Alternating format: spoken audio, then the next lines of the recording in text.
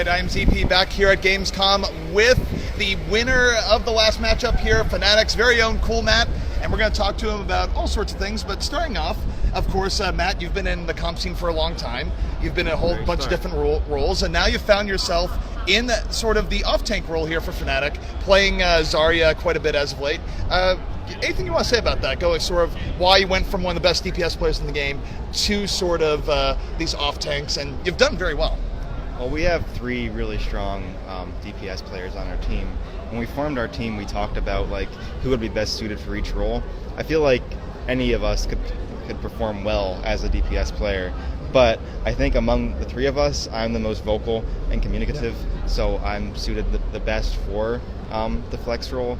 I've also had a lot more experience in like ability and cooldown based games like MOBAs and MMOs and shit like that, so we thought that my decision making would be better than theirs, and then anyone could play the DPS stuff. So I'm very comfortable playing. I play Zarya a lot. She's my favorite. She's capable of supporting her team very well, impacting a team fight like more than anyone else, and dealing damage equal to a DPS class anyway.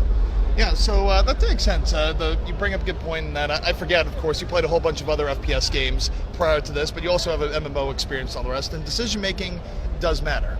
And of course, you know, it was very much worked out. So, going into the last series, some bad gravitons sometimes. So sometimes you graviton the wall, but it just happens. Actually, it's funny, the graviton. Anytime you hit a big graviton, you have the crowd sort of thunder sticking. How tilting do you think that is to the other team, where not only are they in a graviton and they're about to die, but then you hear bang, bang, bang, bang, bang. It's just like you actually don't hear anything on there, and like if they're focused, they shouldn't really see anything but their screen anyway. Okay. Sometimes some people are like really nervous. Not like me. I'm nerves of steel, but they'll like look out at the crowd and see that they're cheering. It might turn them off a little, but usually you just like you want to focus on the screen and don't see anything else. So there are a few stories in your matchup against Misfits. One thing that happened both days, which was interesting, is that Dorado, usually it's a map where people hold. They have really good holds on first and in the streets phase, but it was a little bit weird watching you guys versus Misfits, where Misfits was able to blaze through you guys on the first 2 points. They got through point A quickly, went through streets quickly, and then you guys really held it together on last. Is there any particular reason for that, or is it just, do you think Dorado last is just hard for teams to take in general right now? I think last has been traditionally one of the hardest to take in the game, and that's probably like the main factor why we held it. In regards to the first two, I felt like it was just some really simple mistakes of positioning. I think one of us died really early in the fight, and then it came down to like a 3-on-3 or something, but we've been sticking to our Dorado, like our Dorado guns lately. We haven't refined our strats. For a while, like we took every team on Dorado, literally every team. Envy couldn't beat us on Dorado, no one could beat us on Dorado, but like since then our strats haven't really been refined enough.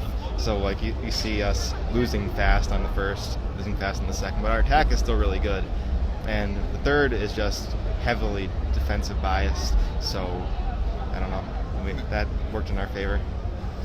And of course, you guys were able to get through Dorado, win it, stay alive in the series, and move on, of course, to Nepal later on, where, man, we talk about, of course, you used to do a lot of really good work on DPS play.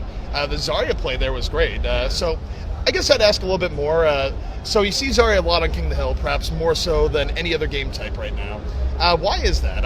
Clearly, if you looked at the series, like you saw the amount of work you're able to do both on support and damage, but you know, there are a few more technical reasons. I think that King of the Hill is just pure team fights, right? And Zarya has the best team fight ult, you know? That's really all there is to it.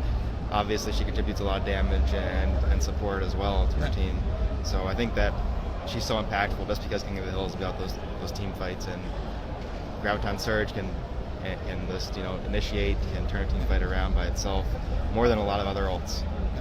All right, so going forward in the tournament, who are you most looking forward to play, or moving forward, where you think it'd be really good to take a series off these guys? Of course, you want to win it all, but who do you really want to get in against? Envy is the team to beat, of course. That's what everyone would say. Everyone's eyeing for Envy, and Envy, the pressure's on them to keep their shit going, keep their streak going, and I think we'll make it to the finals.